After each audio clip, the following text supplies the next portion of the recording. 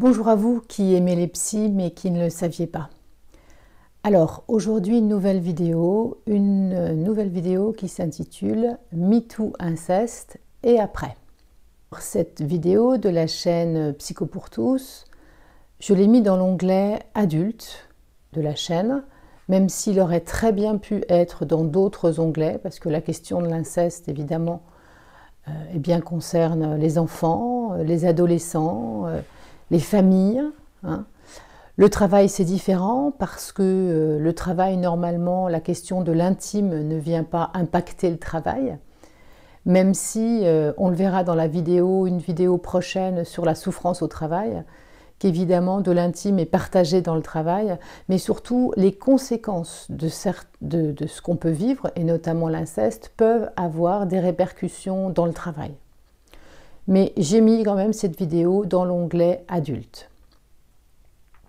Alors pourquoi est-ce que j'ai voulu faire cette vidéo? En fait, en ce moment, donc en 2021, on est dans un contexte où le livre de Camille Kouchner, La Familia Grande, est donc sorti dans les bacs, et il y a une déflagration au niveau médiatique de la question de l'inceste. Alors, j'ai envie de dire, c'est quelque chose qui existe depuis toujours, et là, il y a une effervescence autour de cette question, mais qui a pu, voilà, il y a eu pas mal d'écrits, à la fois sur l'inceste. Christine Angot, en 1999, a écrit l'inceste. Barbara, dans l'Aigle Noir, a pu également en parler. Et puis on a entendu plus récemment, Agnès Jaoui, en novembre 2020, parler de ce qu'elle avait vécu. Puis des films, Les Chatouilles, enfin il y a beaucoup de choses. J'ai eu l'occasion, pour ma part, d'éditer un ouvrage il y a 20 ans cette année, et c'est aussi pour ça que je voulais faire la vidéo, qui s'appelle Tahiti ou la douleur de vivre. C'était un recueil de témoignages, en fait, de jeunes filles. Et il y a 20 ans, on avait dit de moi que je faisais de la politique anti-touristique, puisque Tahiti, ça ne peut être que le paradis et on ne peut surtout pas vivre des choses compliquées. Autour de cette question de l'inceste, en fait, il y a beaucoup de silence. On le voit aussi dans le livre La Familia Grande. Il y a beaucoup de silences qui sont liés, en fait, beaucoup à des peurs. En fait, la peur de quoi pour la personne qui vit cela? Déjà, la peur de ne pas être entendue, de ne pas être crue. La peur également, à partir du moment où on parle de quelque chose, eh bien on le rend vivant. Quand on vit quelque chose de très compliqué, il existe le mécanisme de défense du déni pour se protéger de ce qui peut être vécu et qui pourrait prendre toute la place dans notre vie, donc on préfère pas en parler. Quand on n'en parle pas, du coup ça n'existe pas. Il y a également la peur de faire exploser la famille. Dans de nombreux cas, les personnes victimes d'inceste ont été non seulement victimes, mais en plus rendues responsables. C'est-à-dire qu'on a pu dire de ces personnes, tu aurais dû te taire, maintenant tu es contente, tu as fait sauter toute la famille, tu as fait exploser la famille.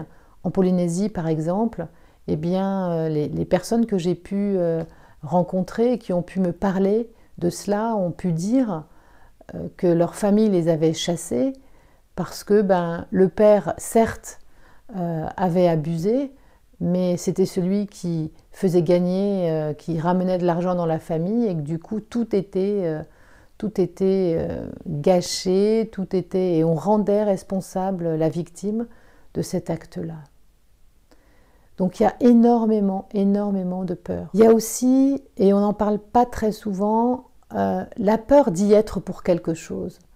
C'est-à-dire que la maltraitance sexuelle est évidemment très souvent exclusivement accompagnée de la maltraitance psychologique, où la personne agresseur va également dire à la victime, de toute façon, si tu le dis, tu vas tuer ta mère, elle ne te croira jamais, et puis de toute façon, je dirais que tu étais d'accord. Et du coup, la personne, par le discours aussi de l'agresseur, va peut-être se dire qu'elle y est pour quelque chose. Dans certains cas, et ça c'est très très difficile pour les victimes, c'est qu'il peut y avoir parfois eh bien, du plaisir. Et donc c'est très compliqué parce que à la fois il peut y avoir une forme de plaisir. Quand on stimule des zones érogènes, eh bien, à un moment, il peut y avoir une réaction, mais à la fois, c'est quelque chose de très compliqué à vivre. Donc, il y a quelque chose, une sorte de, voilà, de dissonance cognitive qui se passe dans la tête de la victime, qui est très, très difficile à vivre. Et puis, enfin, il y a la peur du regard de l'autre aussi. Qu'est-ce qu'on va dire? Est-ce qu'on va me croire? Qu'est-ce qu'on va penser de moi? Je suis sale. Voilà, plein de choses comme ça. Aujourd'hui, cette vague de révélation, eh bien, peut être assez compliquée pour certaines personnes qui le vivent et qui n'ont pas forcément envie d'en parler. Et il y a une réminiscence, une mise, quelque chose qui était mis à distance jusque-là, qui prend la première place aujourd'hui parce qu'on ne fait que en parler. Et j'ai des patients, par exemple, qui expriment cette grande difficulté qu'ils ont aujourd'hui de vivre ce moment de révélation importante. Il y a aussi aujourd'hui, je me rends compte quand j'écoute des gens, qu'il y a également par rapport à cette révélation, cette vague de révélation, eh bien un grand inconfort chez bien des gens qui disent « ouais, on n'arrête pas d'en entendre parler, on n'a pas envie d'entendre parler de ça, entre le Covid et puis ça, notre morale est à zéro ». Et du coup, eh bien, ça a un effet contre-productif. Mais pour le coup, ça peut également soulager certaines personnes qui ont envie de le partager, qui ont envie de le dire, qui ont envie de le jeter sur la place publique, pour le coup, avec les réseaux sociaux.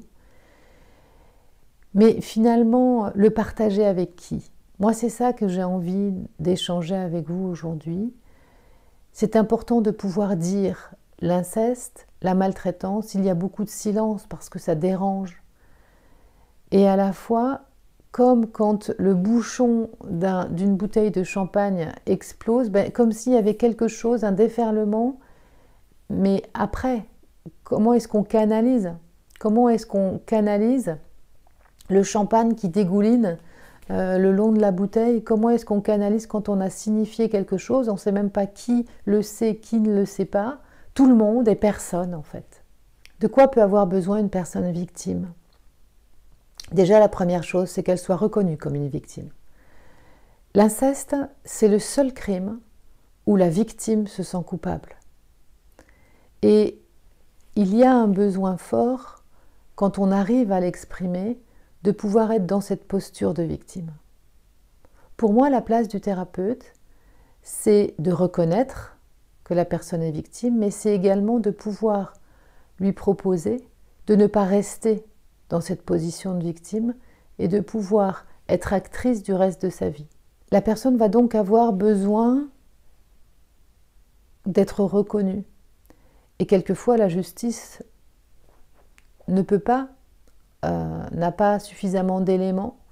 C'est une parole contre une autre. Alors pendant très longtemps, la parole de l'adulte avait sans doute beaucoup plus de place que la parole de l'enfant.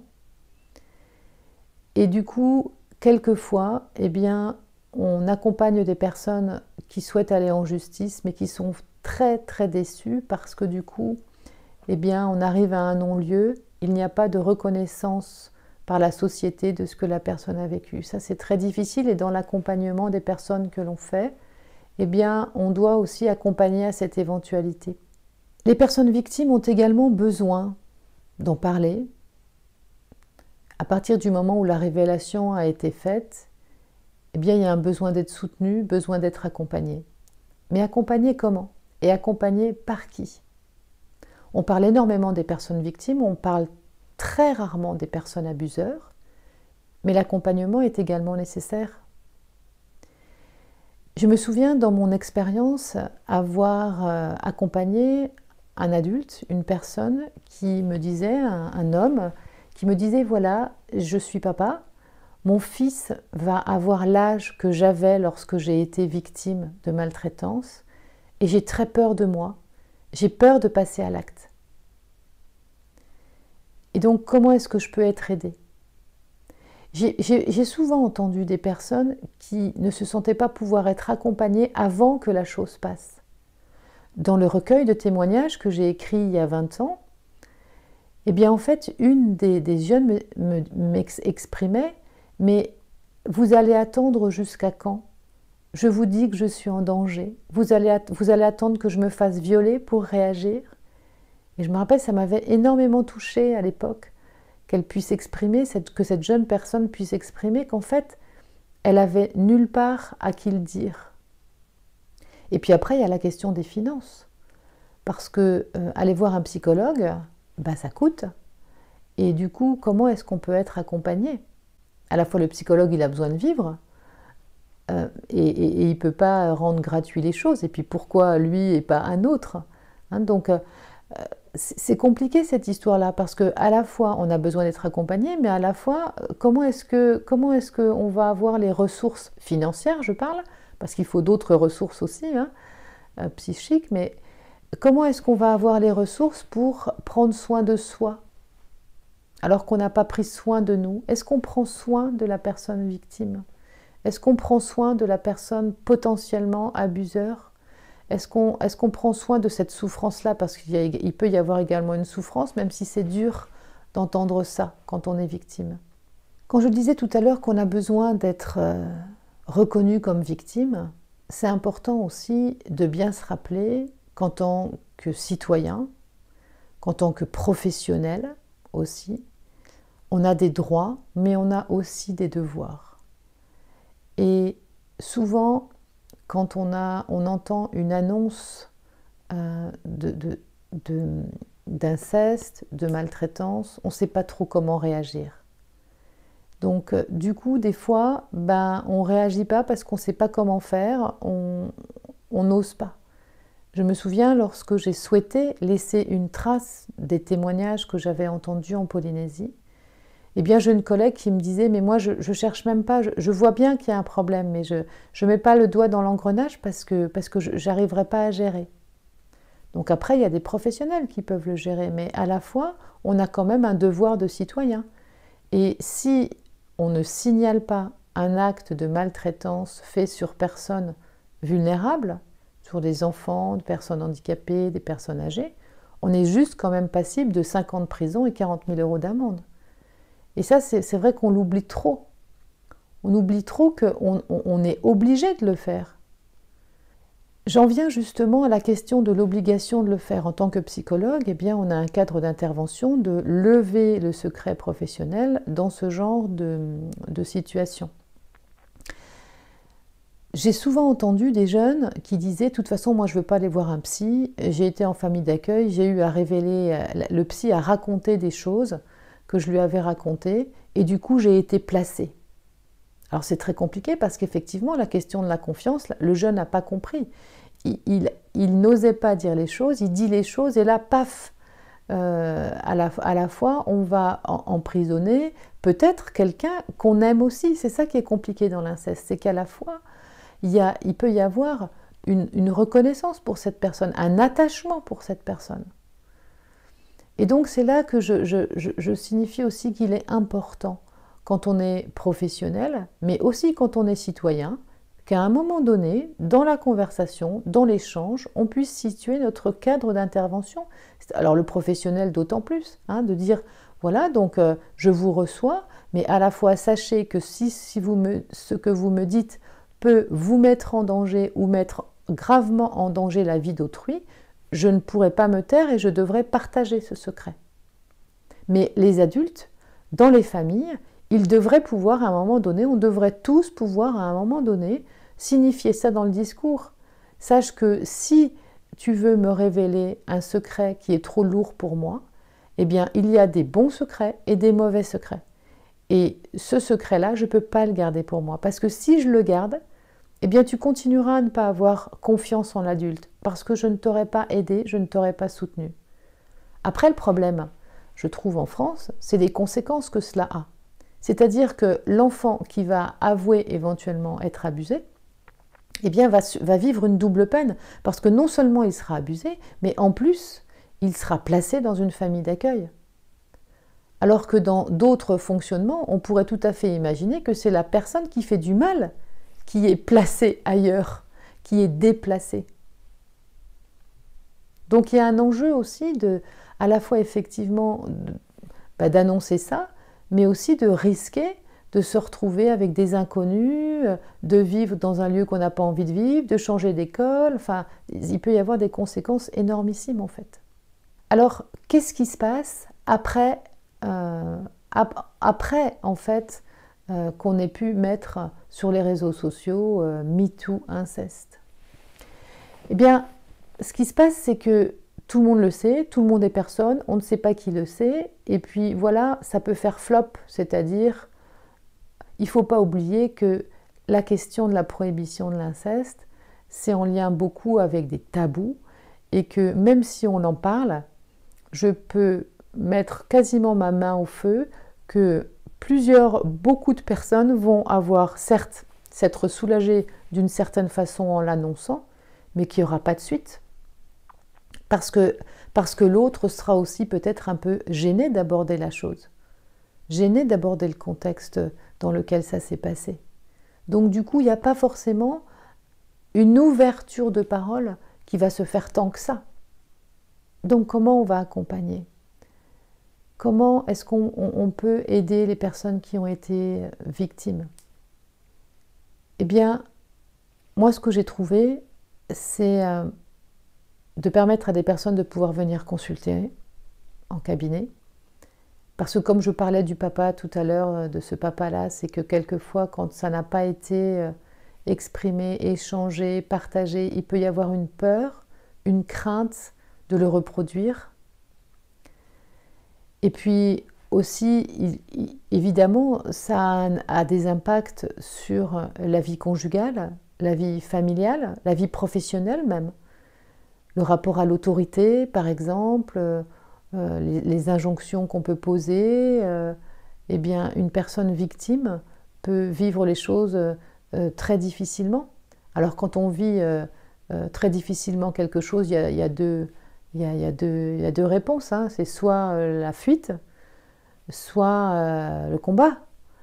Et donc du coup, il peut y avoir des fois des réactions disproportionnées, alors que la personne qui est en face ne comprend pas forcément cette disproportion, à la fois dans la fuite et à la fois dans la lutte.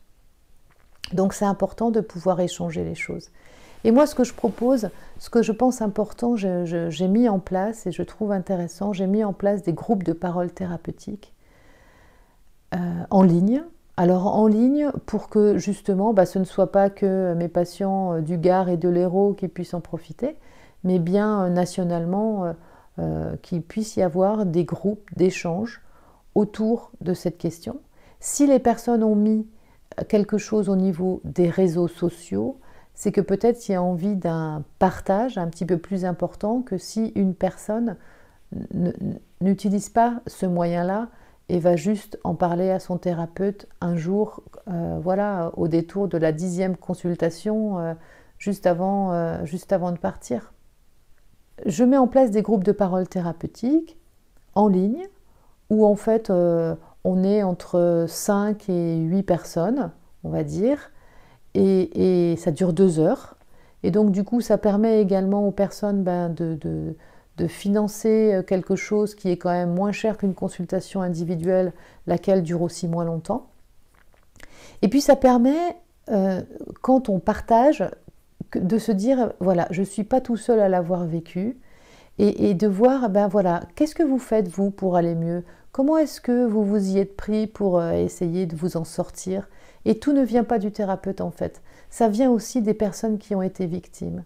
Et ça, je trouve ça très intéressant et très important, et c'est sans doute, ça vient informer la personne qui est rentrée dans le groupe de parole qu'il y a des choses qui sont possibles, et qu'ensemble, peut-être, on va pouvoir partager quelque chose, un vécu commun, et essayer de voir comment on peut passer au-delà de ça, en tout cas vivre avec, mais que ça ne prenne pas toute la place que ça prenait jusque-là.